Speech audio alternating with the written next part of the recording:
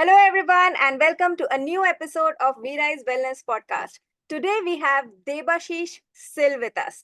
Debasis is a third generation entrepreneur. He is a founder himself, he's an author, NLP coach, and rewiring mentor. So, welcome, Debasis. We are so pleased to have you today at our episode. Welcome. Thank you. Thank you, Nathan. Great. So, Devashish, we have heard about this big thing that you have been part of, the $1 million round table. It sounds like something really big, and everybody would want to be a part of that table that you were. But would you let us know more about what it is and maybe how we can become a part of it? Basically, $1 Million Roundtable is world's largest organization for financial professionals. So this is based out of US, and only the best professionals across the world, which includes 70 countries, are a member of this particular organization. So if you are a financial consultant, you're most welcome to perform and then be a part of it. Okay, all right. So, how has been your journey? So, you said that you were part of $1 Million Roundtable, and then there has been something that happened, and then you went through a transformation journey yourself. Could you tell us more about that?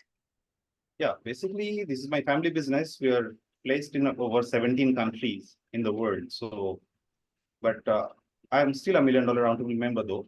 But then after COVID, I was thinking of doing something different, going out of the sight of the people and then working completely from unknown territories and then get some money out of it.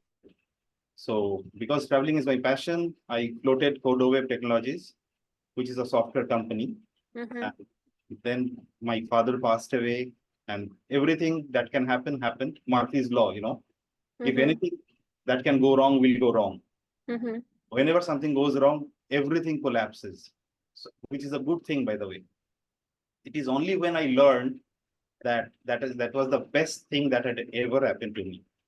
Yeah. I keep saying that about myself as well, that, when I was diagnosed with clinical depression at that time, of course, it was very difficult. But once it is over, I feel and I say to people that I think I needed that because that was something that has made me a better person. And I've grown personally so much after that particular incident. Had I not been through that journey, possibly I have not been able to be this productive and so growth oriented in my mindset. So basically, sometimes we need that push of, Right. being in the deepest of deep ocean and feeling the lowest of low so that we can come back from there. Right. So tell me how NLP happened to you. Why NLP? Because you already had an established business, you have a family business, you are a founder yourself. What made you venture into NLP? NLP was purely by accident, and as we all say, there are no accidents. It was destined. So when I was on the lowest of lows, as you said, when Murphy's law hit me pretty badly, I needed something to latch onto. And then by God's grace, YSR came into my life. So that's how NLP came in. I wanted to heal myself. Mm-hmm. So YSR healed me. And then because of NLP, I found a completely different me. I'm not now a much wiser person, a much more content person within. And it has exponentially given me a huge mental growth. Mm-hmm. So that's how NLP came into being in my life. And I think that was also your trigger to write the book that you wrote about the millionaire mindset, right? So tell us more about that millionaire mindset book. I also have that book and I've read it, but I think our audience would like to hear from your mouth that what is that book about and why should they pick it up? Yeah, I mean, the best part of millionaire focused mindset when I wrote it was based out of only one thing. That is my conviction is your worst time is the best time that you have. Because only worst times teach you the most valuable lessons in life. And from those lessons, you learn and you grow. So that book is all about focusing your mind to a better solution when you are on the lowest of lows, because there are basically two mind frames that you have. One is a victimhood mind frame, जिसमें हम लोग बोलते हैं कि यार हमेशा मेरा साथ क्यों होता है, और दूसरा एक फ्रेम होता है which is called learning mind frame. ऐसा हुआ है तो ठीक है, कुछ ना कुछ सीखने को तो मिलेगा. Then you come out of it. You learn that thing and come out of it. So this book is all about this, to how to use your worst time into your best favor. Great, great. So how do you manage so many things like Codo Web Technologies? You are an author, you are also mentoring people, you are into coaching, you take workshops. How are you managing all these things together? I mean, do you have like a particular timetable, a schedule that you manage? How are you managing all this thing? Because it must be impacting a lot in your relationships because time is limited, right? So if there's so much to handle, how do you handle all this? When I looked at the millionaires around us in the world, there are a lot of successful people. How do they manage? I mean, our prime minister, the prime ministers, I mean, all the top-notch people, the corporates, the entrepreneurs, how do they manage such big things? I mean, they have got a huge industry, a palatial kind of a money they have, a fortune. अगर वो लोग कर सकते हैं, तो why not we? I'm doing a very, what I am doing is I'm segregating my time into certain blocks. सुबह ये काम कर रहे हैं और इस पहला दिन I plan it out and then I work accordingly. Of course, not always it goes on plan, but then it helps me come out of it. And I set priorities in my life. So priority is a very important thing. मेरा दोस्त लोग जब बोलते हैं कि यार तू कब हम लोग चल मिलते हैं, then I go with them also and I tell them when all people are sleeping, I work. So because you need to have some time for yourself when you're working on a mental piece, the phone calls and everything should be off. Right. I'm sure to have this kind of setup, you have like a very great team working behind because without them, you wouldn't have this kind of time schedule. So tell us a little about how do you create these teams? Because I think it really impacts a lot the kind of people we work with. How do you select these people? What do you do to keep them motivated? What is that driving factor for them to work for you? It's actually a fact, Nitu, because in my family business, the investment consultancy business that I have, we have a whole lot of team working and they are really, really, good and passionate about the job. And they help the clients because we have got over 5,000 clients across the world. So their calls, their everything needs to be taken care of on a priority basis. So the team works and I only give them that touch. यार ये काम करो ऐसे ऐसे करके because only escalation comes to me as far as service is concerned. Otherwise, they take care of everything. Okay. My Codaware business, my software business is completely based off my passion or mera passion hai घूमना. So I do not, confine my employees also to stay in one place. My software company is completely based out of work from anywhere. It's not from work from home. It's work from anywhere. My employees are in different states of India. So they're working from their own time. Anytime they can work. I need the job to be done. They can work at 2 o'clock in the morning. They can work at 4 p.m. in the evening, whenever they want. That's how it works. Wow. Great. Tell us more about this financial services company that you have. Like, what are the, work that you are doing over there? Because this is from three generations, I'm sure it's pretty established, and having 5,000 clients is also a big deal. So, I mean, tell us more about that. Yeah, my grandfather started it. It was pre-independence actually. So then my father took it to the next level, and now we are two brothers. We are both into it, and then both of us are MDRTs, and then we are taking this business to the next level because we are completely online. We reach clients, we service clients from all the 4 continents, not the 5 continents. So like I take care of US and Canada, my brother takes care of Africa and Europe. So this is how we work. And mostly now it's done over Zoom, over telecalling, WhatsApp, and everything. So Okay. we deal in mutual funds, we deal in insurance and health insurance, life insurance. These are the products that we deal in. Wow. Wow. So tell me, to manage and be a founder, entrepreneur, and running such multiple businesses, where did you develop this mindset from? Was it like passed on through generations from your family, or is it something that you have built yourself from ground up? Yeah, I think it's passed on from my family because मैं तो बंजारा हूँ. I am a traveler, so I travel a lot. But then yes, I think the gene is passed on from my father, grandfather, and all. Yeah. Any particular thing that you remember your grandfather or your father used to tell you as a child that you still remember and which has like really impacted you in your life? Yeah, you know, during when I was pretty young in my school days, I was very kind of short-tempered. So I remember one thing my dad said. My एक दिन मेरा पापा एक कैम्बिस ball दिया मेरे को, हम लोग खेलते थे, तो he asked me to throw the ball on the wall on a very softly. So I threw it and then it just fell in front of me. And then he picked the ball again and gave it to me. Then now he told me that throw it a bit harder. So I threw it and it came back to me. Then he said, throw it much harder. So I then again threw the ball and it just hit me on my face. So then I asked Baba, what is this? He told me, this ball is like the energy. Whatever energy you give, is it if it is positive, if it is negative, if you do not give it properly, it will not come to you. If you give it in the right quantum, it will come back to you.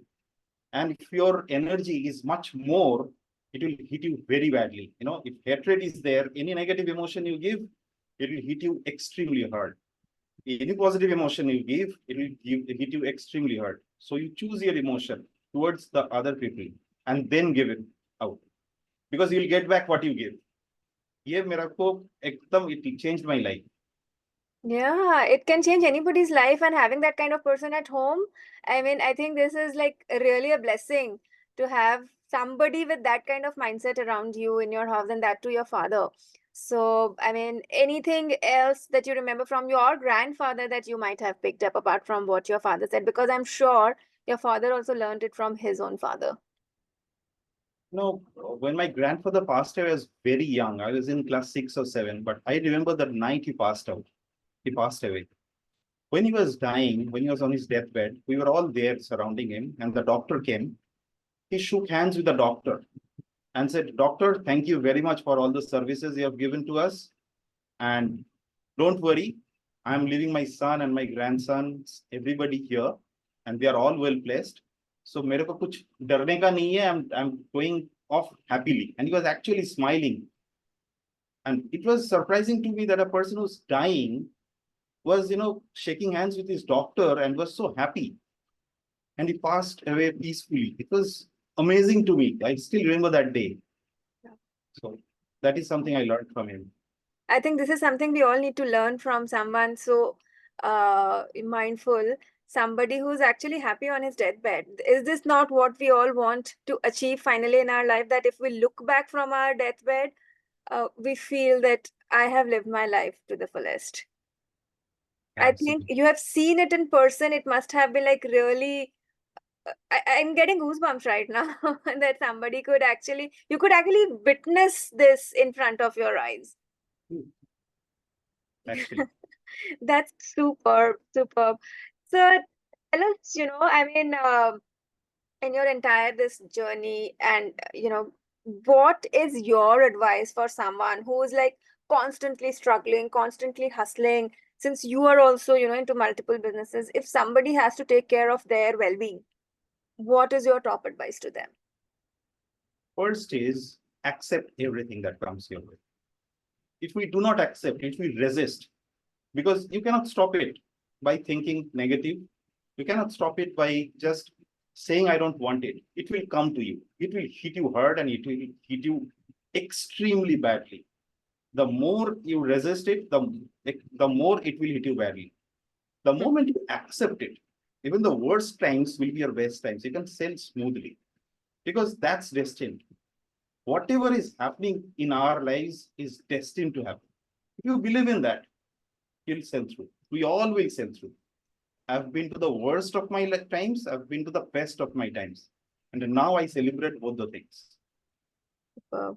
Superb. Probably that is why you also started Codo Web, because you wanted to explore more things in life and give your best into whatever you wanted to give. Tell us a little more about how Codo Web helps somebody. Like if, say, for example, I am a founder or any founder who's watching this show, how do you help them and why Codo Web? Why not something else? No, it went like this because I was from a long time thinking of doing something virtual, because our world is much bigger than our real world right now. I mean, there are thousands of followers we have, people we do not even know. And the business, the money, the kind of money is there in the virtual world. From a business perspective, I'm talking only. It's humongous. We cannot even fathom the kind of money we can earn from online business. And for coaches, for small shop owners, if they are earning 1 lakh a month, they can actually earn 10 lakh a month. Because the coaches can actually, only be, their periphery is only limited to where they stay. But the moment they go online, they start earning money like hell. It's raining money out there. We just need to go to the right place to find the right people to connect. And in CodoWave, because the kind of prices that we do the business with, we want everybody to have a slice of the $27 trillion economy that is going to happen in 2027. Wow. That's huge. And that's huge. And anybody who's watching this show, please reach out to CodoWeb Technologies, to Debasis Sil, because I mean, the prices he's mentioned, I have also taken his, prices, and I'm contemplating working with him for my virtual presence. So I'm sure it's going to like really give you a big jump start to the business and also help it grow. So thank you so much for starting CodoWeb Technologies, Devashish. One last piece of advice that you want to leave the audience with, which will help them take care of their well-being, which will help them create a better life for themselves. A couple of years back, just not a couple, maybe 2023, it's a real life example from my life. I'll just share that with you. It's a personal experience, but I'll share it anyway. I was traveling to a place called Doers in West Bengal. I mean, those who are based out of here, Darjeeling, you must be knowing. So I was traveling there, and it was early in the morning at around 5 o'clock. I was going to catch the train. So me and my wife was on the car, and suddenly we met with an accident, a severe accident. We couldn't go to make that trip because my wife had to be admitted in the hospital. And it was a huge accident. We just lived through. Then the moment my wife came out of the hospital, because she loves South Indian food, we started celebrating. I took her to a South Indian restaurant. And then in the evening, when his dad came, both of us went to celebrate having a drinks with him. So my point, that point of time, everybody was surprised. I treated the whole family. I mean, people were telling me, what are you doing? Why is it so? I said, look, we need to see the upside of every story. We lived, we didn't die. So this is what celebrating. Wow. Had it been to somebody else, they would have thought, why me? I said, why not me? So we lived through, that was an experience. We celebrated that experience. Wow. So basically, you chose the best out of the worst experience. Yeah. I mean, celebrate the experience in your life. Celebrate everything that we can. That's the thing. With that, I'll tell everyone that whatever experience we are having, we need to find the best out of it. What is the positive outcome? And celebrate the positive outcome, even in the worst and worst of situations, because that is how we build life. And I think with that, we bring this to a close. Thank you so much, Devashish, for coming today and having this conversation. I'm sure the audience has a lot to take away from this, and it might make a difference in their life. Thank you for making this impact. Thank you, Neetu. Thanks for inviting me in. It is always a pleasure knowing you. Cheers, man. Great. Thank you. Bye-bye.